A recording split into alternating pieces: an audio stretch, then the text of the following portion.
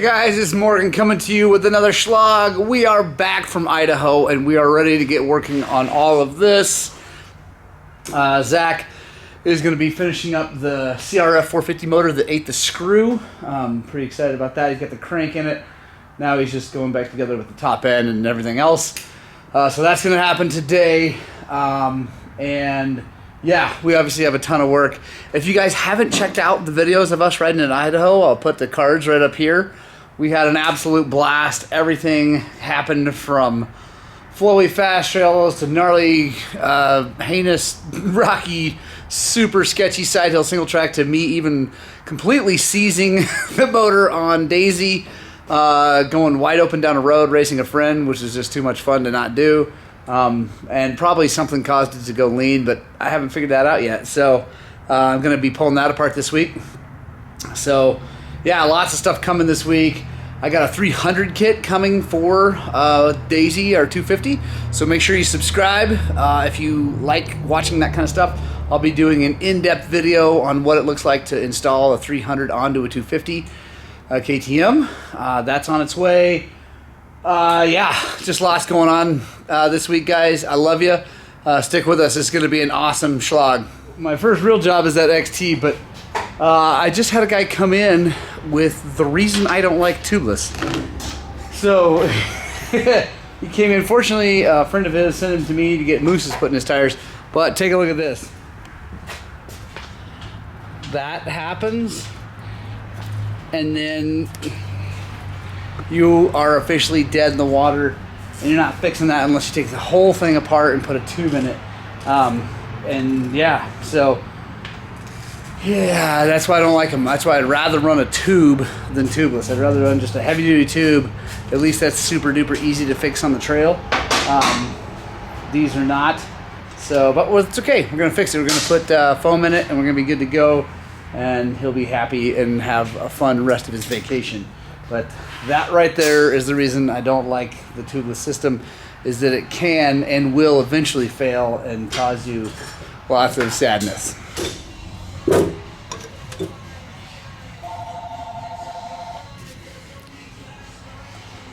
That's what happens to gas when it gets really old, people. Oh look, and the main jet was just hanging out. So someone probably went in there, couldn't get it working, and then let it sit. I'm gonna grab this phone because it's out of control today since we were gone. Hang on one second. Someone tried to go into this carburetor, couldn't get it working, didn't get the main jet back anyway. Gnarly. But that's going into the ultrasonic with the Fabuloso. Get nice and hot. Get that done. And then I gotta do fork seals, which means I probably should have spun this thing around. So I'll do that and work on the forks while the carburetor's cooking. We'll keep rock and rolling. Mr. Sheets, who seems a little less angry since he got a bit of a vacation, is getting this Honda back together. It's going to be really awesome to have that thing back together. I feel terrible for the guy that it blew up and then was here forever waiting on parts. But the parts are all here, and it's looking good. So cranks in, obviously. Now just putting the top end together, so shouldn't be too terribly long.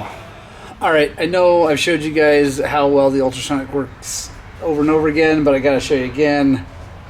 Look at that. That thing was gnarly green, nasty, and now it's shiny and happy. The things are awesome. You should definitely buy one. I'll put a link in the description of where I got it on Amazon.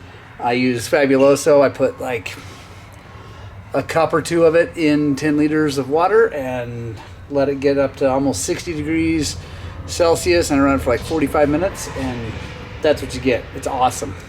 All right, guys, so we got the XT 225. Yeah, sorry, XT 225 running great, and just had to clean that carburetor a whole bunch, and ended up putting a different main jet in it. It was too, I don't know if the main jet was actually too small, if it was just so gnarly clogged up. I mean, there was still a hole through it, but I don't think it was big enough, because every time I hit the throttle, it would just die. It would idle okay, but it would die.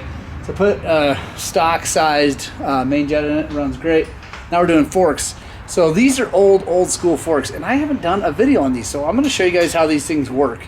They're super simple, really easy to work on, but I don't know, maybe someone needs to learn how to work on XT forks. again, really super easy. So hang on.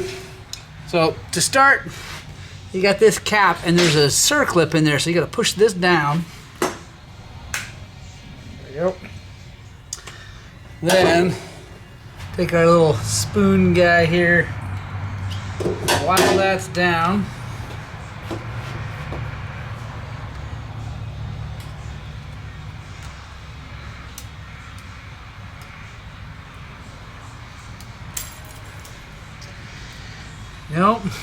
take the circlip out. Then usually I just kind of push down on the fork tube, keep my hand over the top so it doesn't spring out. There we go, there's an O-ring on it.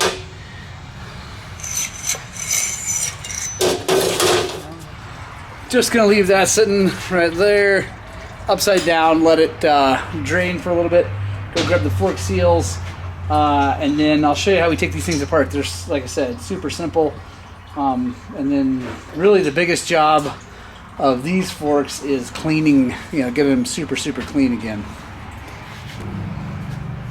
All right, so we got her drained out. Gonna come in here, flat blade screwdriver into the dust seal. Pop that up. Down in there, there's going to be a circlip like on every other fork. Take a little spoon guy because he's small. There you go. On these, I save these because the fork seal kits we have are just the oil seals, and these guys usually are in pretty good shape because they have a big dust cover over them. So this one's in pretty good shape. Take our circlip. Now there's an Allen here. We got to undo that guy. Air gun always gets her done.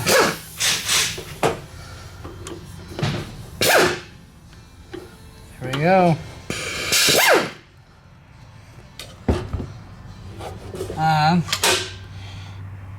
Bolt usually comes right out. Then we're going to slide hammer them apart. Boom, just like that. And on these, the seal a lot of times will stay down in there. It doesn't always pop right out. And I got a cool tool I'll show you guys how we use. But with this is the damper rod. We're going to let it fall down through. Gonna take this guy over to the parts washer, clean it up really good. All right, so this is a universal seal puller. I have a different seal puller that I could probably get in there and get it out, but it's kind of narrow, and sometimes it wants to mar up. Sometimes it wants to mar up the edge of the tube, so we don't want to do that. These things are super cool, and they're not very expensive, even from Matco. I don't think I paid more than like 30 bucks, 40 bucks for this, so it's pretty sweet.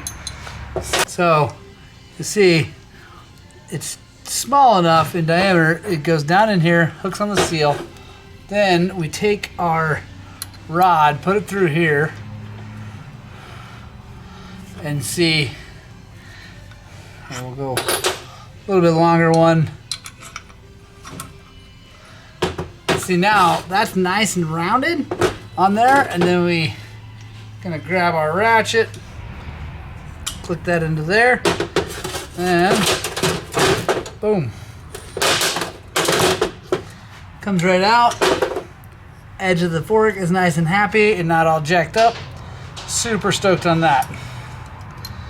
We got our washer. Now we're gonna go clean this thing up in the parts washer. We'll be ready to go back together. All right, guys. So now we're ready to go back together. Everything's all shined up. I did use the red Scotch-Brite. Well, if that one looks like this one, to put a crosshatch in there to make it nice and smooth, hold a film of oil so it slides nice and easy. Now, what we do is we take our damper rod,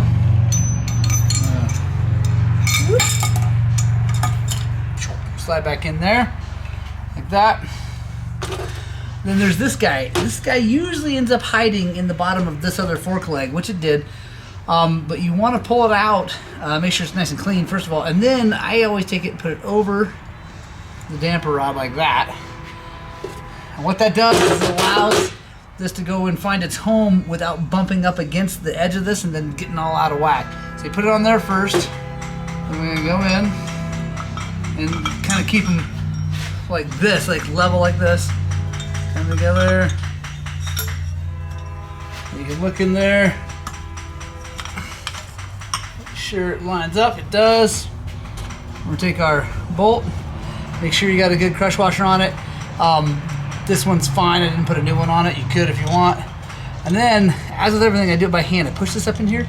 You should feel it hit the threads, and then kind of push. It'll kind of, and then come back down. You want to start it while it's out. And then it's easiest to tighten this with an impact of some sort because it wants to spin that damper rod. A lot of times if you don't, but there we go. Boom. Now, got our bushing. Take that, slide it on. Washer, just like always.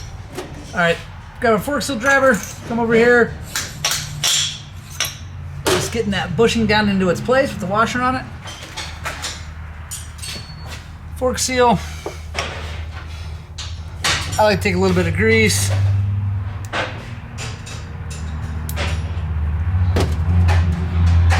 And just a little bit. There. Get that thing home. Clip goes back on.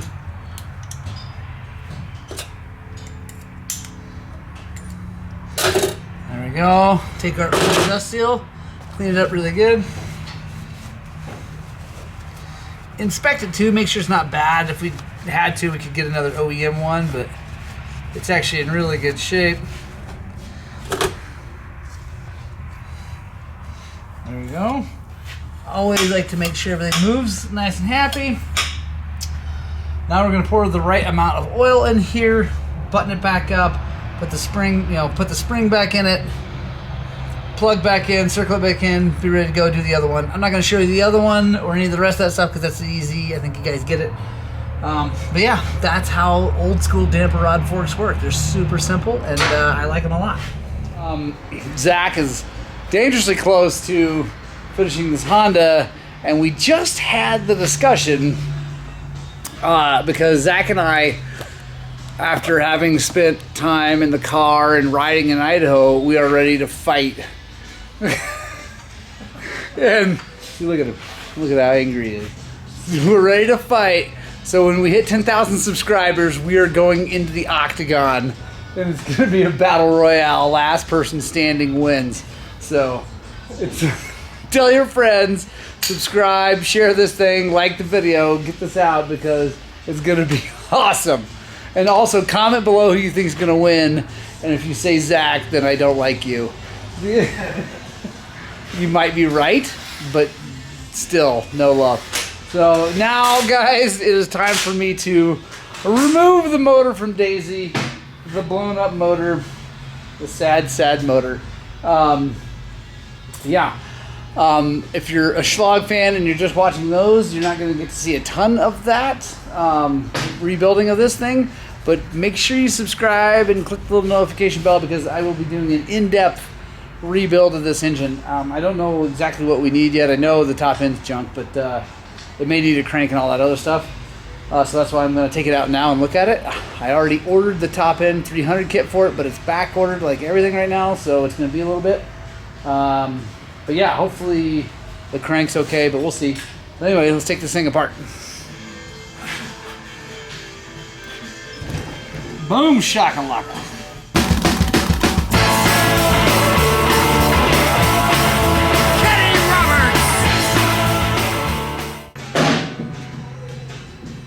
All right, guys, ready to see inside this thing?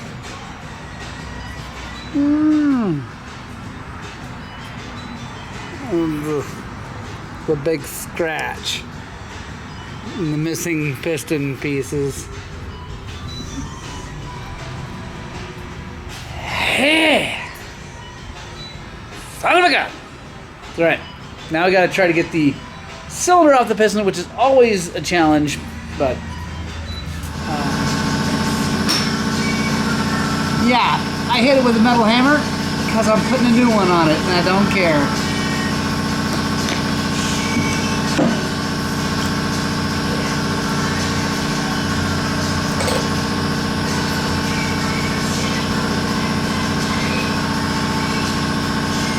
Oh, people, I think we got lucky. I think I may have dodged a bullet. She can't hit. Oh, yeah. I think today is a good day. I think we got super duper crazy lucky and the crank feels good. Just really effed up the cylinder. In a bad way. Oh yeah, look at that. Oh yeah.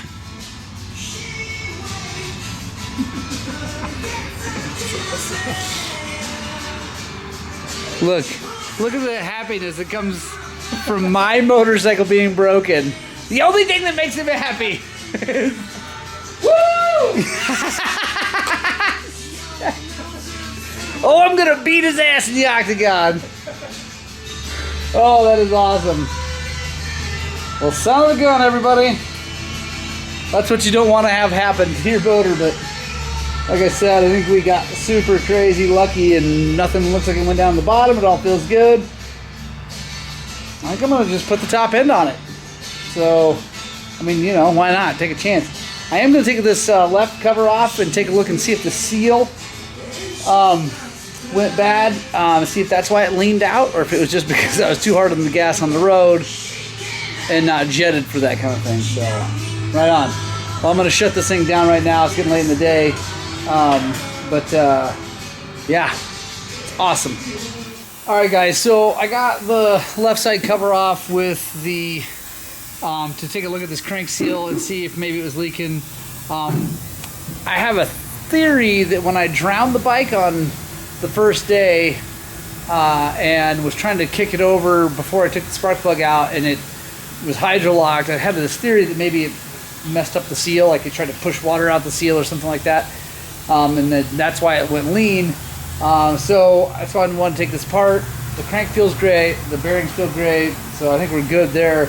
But if you come in here and take a look right there, that is a little bit of two-stroke oil and probably fuel, and that means it came out and it's kind of wet. It's hard to see in the camera, but that's a little wet up there.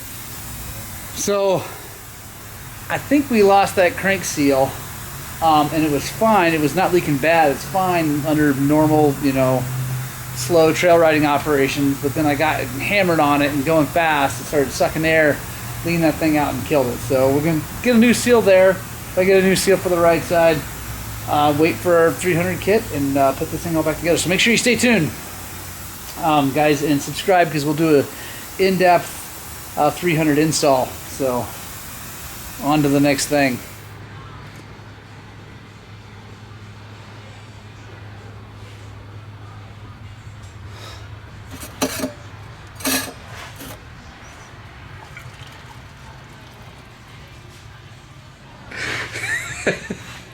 Right on, guys, so I'm laughing because this upcoming giant octagon fight between Zach and I is getting real. Look at him over there. He's scheming on how to take advantage of an old man. Fat old man who's got a 14-year-old son, but who's meaner than snot.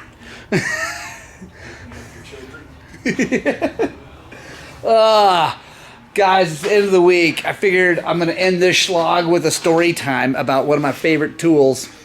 First of all, Pat Mahaffey, thanks again for the coffee. I really appreciate it. Still enjoying it. So, my favorite tool in my toolbox, which I have two, that one and that one, full of lots of tools.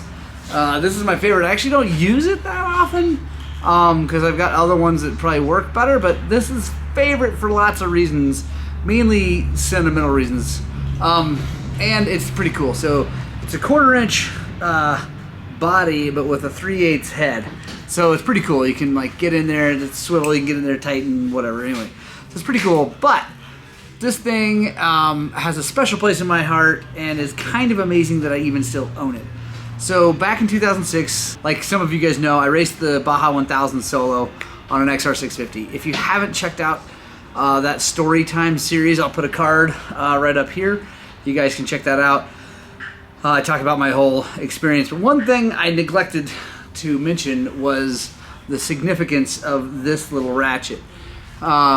So I've had this ratchet for quite a while, and in 2006, as I was preparing for the 1000, I knew that one tool I should probably carry in my pack would be a spark plug, wrench, socket, whatever, some way to remove a spark plug, just in case, right? So I had this ratchet paired up with the right size socket and extension in my fanny pack, going, whatever. So fast forward to near the end of the race, going from the town of Loretto up and over the mountains and down towards La Purísima on the other side, on the coast. One of the worst sections of trail, road, whatever I've ever been on, had been blown out by the hurricane earlier that year, so it was just junk. And we crossed this river like 4 million times in 40 miles, or anyway, it was crazy. Near the very end of that section where I'm crossing the river, I don't know if it was actually the last time or close to the last time, but whatever, it was near the end. I'm beat up, man. I've been on the bike for 30 hours at this point, 28, 30 hours, and I'm just like done. And I get across this river, this huge, big, long section. Phone. I get across this river just like, honestly, by the skin of my teeth. And I mean, it's deep and long, and anyway, I wish I had video. I got no video of this thing.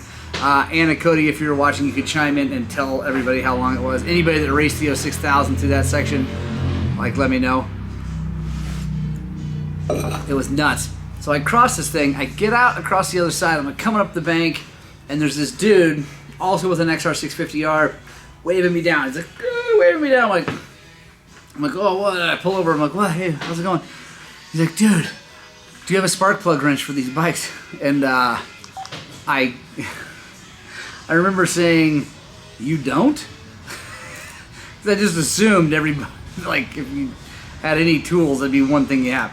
He said, no, I don't. I'm like, yeah. He's like, I dropped my bike in the river. I got to get the spark plug out and get it cleaned out. And like, all right, yeah. So I fanny pack, like one of the only times I opened my fanny pack the entire race. Pull this thing up with this ratchet, and I hand it to him. Shut up, Zach! The anger is growing every day, people, by the way. Like, the cage match that happens is going to be epic. So,